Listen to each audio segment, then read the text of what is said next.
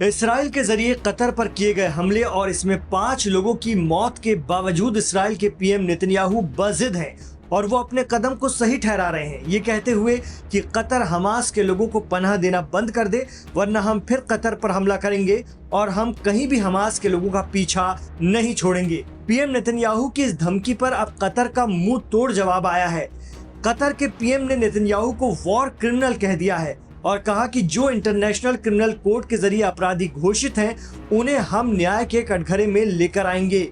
Qatar के PM Abdul Rahman अल थानी ने बताया कि पीएम नेतन्याहू ने इस्राएली बंधकों के परिवार वालों की आखिरी आस भी तोड़ दी।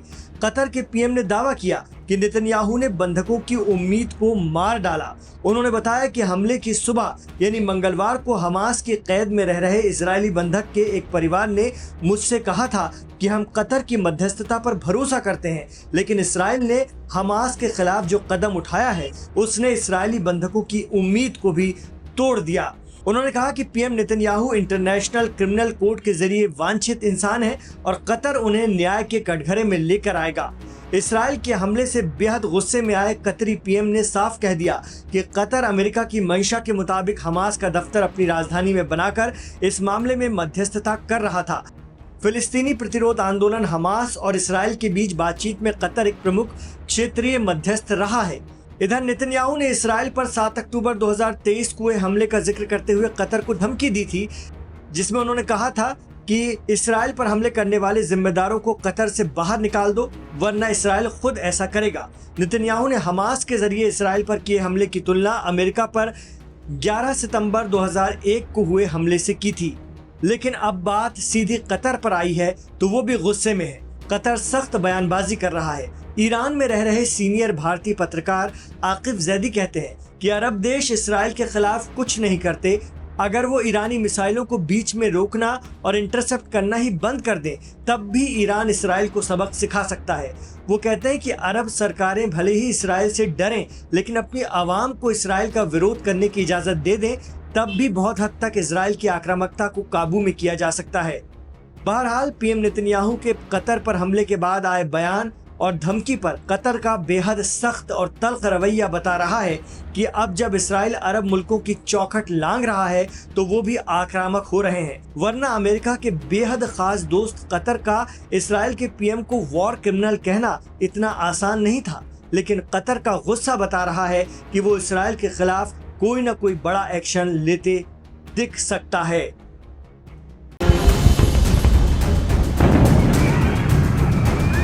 मिडिल ईस्ट में तनाव और गहराता जा रहा है। इजराइल और यमन के हूतियों के बीच टकराव और ज्यादा भीषण होता जा रहा है। दोनों के बीच जिस तरह से युद्ध चल रहा है उससे इसके कम होने के आसार तो कम नजर आ रहे हैं, बल्कि ये बढ़ता दिख रहा है। 10 सितंबर को इजरायली सेना ने यमन की राजधानी सना में हूतियों के कई ठिकानों पर हवाई हमले किए थे। इसमें कई लोग मारे गए। इन हमलों में जो लोग मारे गए बताया जा रहा है कि वे हूती विद्रोही थे। वहीं इन हमलों के बाद से ही हूतियों ने इजराइल से बदला लेने का ऐलान कर दिया था और अब खबर यह है कि हूतियों ने सना पर हुए हमलों का बदला लेना शुरू कर दिया। खबर यह है कि हूती विद्रोहियों ने यमन से इजराइल के दक्षिणी हिस्से नेगेव रेगिस्तान की ओर एक लंबी दूरी की बैलिस्टिक मिसाइल ताकी है। इजरायली डिफेंस फोर्सेस यानी कि आईडीएफ के मुताबिक मिसाइल को आयरन डोम और डेविड स्कीम जैसे एयर डिफेंस सिस्टम ने इंटरसेप्ट कर हवा में ही नष्ट कर दिया। मिसाइल की चेतावनी के साथ ही पूरे इलाके में रेड अलर्ट जारी हुआ है और लोगों में भगदड़ मच गई। हूती विद्रोही लंबे समय से सऊदी अरब समर्थित यमनी सरकार के खिलाफ लड़ रहे हैं, लेकिन हाल के सालों में उन्होंने इजराइल को भी दुश्मन के रूप में चिन्हित किया है। ईरान का इन विद्रोहियों पर पूरा समर्थन है, सैन्य, आर्थिक और रणनीतिक। हूती अब खुद को फिलिस्तीनी संघर्ष का हिस्सा मानते हैं और हमास तथा हिजबुल्लाह जैसे गुटों के साथ एकजुटता जताते हैं। ये मिसाइल हमला उसी रणनीति का हिस्सा माना जा रहा है जिससे इजराइल पर चारों ओर से दबाव बनाया जा सके। वहीं इस घटना के बाद अंतर्राष्ट्रीय प्रतिक्रिया भी तेजी से सामने आई है। अमेरिका ने इजराइल के आत्मरक्षा के अधिकार का समर्थन किया है और ईरान को चेतावनी दी है कि वो अपने प्रॉक्सी गुटों को नियंत्रण में रखे। ईरान ने कहा है कि हूती हमले वैध प्रतिरोध हैं। वहीं यूएन और यूरोपीय देश पूरे क्षेत्र में शांति बनाए रखने की अपील कर रहे हैं, लेकिन जमीन पर हालात लगातार बिगड़ते जा रहे हैं। गाजा, लिबान और अब यमन, इजराइल एक साथ कई मोर्चों पर खिलता नजर आ रहा है। हूती मिसाइल हमला इस बात का संकेत है कि संघर्ष अब सीमा पार तक फैल चुका है। आने वाले दिनों में यह देखा जाएगा कि क्या यह घटनाक्रम एक बड़ी क्षेत्र युद्ध की शुरुआत बनता है या फिर कूटनीति कोई रास्ता निकालती है।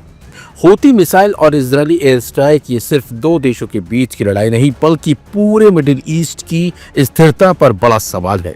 24 घंटे में हूतियों ने जिस तरह से इजराइल से 35 मौतों और हमलों का बदला लिया है, उससे साफ हो जाता है कि हूती विद्रोही किसी भी हालत में पीछे हटने के मूड में तो बिल्कुल भी नहीं है। और यही दिखाता है कि हूती हर हमले का बदला लेने के लिए तैयार बैठे रहते हैं। और अब जिस तरीके से इजराइल से बदला लिया है, उससे माना जा रहा है कि अभी भी हूती विद्रोही इजराइल पर किसी भी वक्त कोई बड़ा अटैक कर सकते हैं।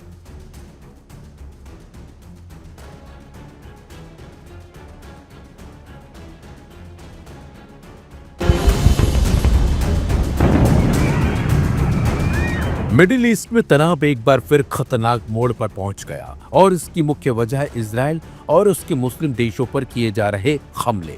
जी हाँ, इजराइल मुस्लिम देशों को लगातार निशाना बना रहा है। हवाई हमलों के जरिए मुस्लिम देशों में बमबारी कर रहा है, निहत्थे लोगों की जान ले रहा है। 9 सितंबर को इजराइल ने कतर की राजधानी दोहा में भयंकर बमबारी की, जिसमें कई लोगों के मारे जाने की आशंका जताई जा रही है। इन हमलों के बाद से ही इजराइल पर मुस्लिम देश भड़के हुए हैं। ईरान ने हमलों की निंदा की और कतर ने बदला लेने की बात कही, लेकिन ऐसा लगता है कि इजराइल को इन धमकियों से कोई फर्क नहीं पड़ रहा। यही वजह है कि इजराइल ने बुधवार यानी कि 10 सितंबर को यमन की राजधानी सना पर ताबड़तोड़ हमले कर डाले हैं। माना जा रहा है कि इन हमलों में भी कई लोग मारे गए हैं। बताया जा रहा है कि इजराइल ने बुधवार को यमन की राजधानी सना और अल ज़ौफ में हूती विद्रोहियों के ठिकानों पर जबरदस्त हवाई हमले किए। इन हमलों में कई लोग मारे भी गए हैं, जबकि कई लोग घायल हो गए। सना में बुधवार रात हुए धमाकों से पूरा शहर दहल उठा।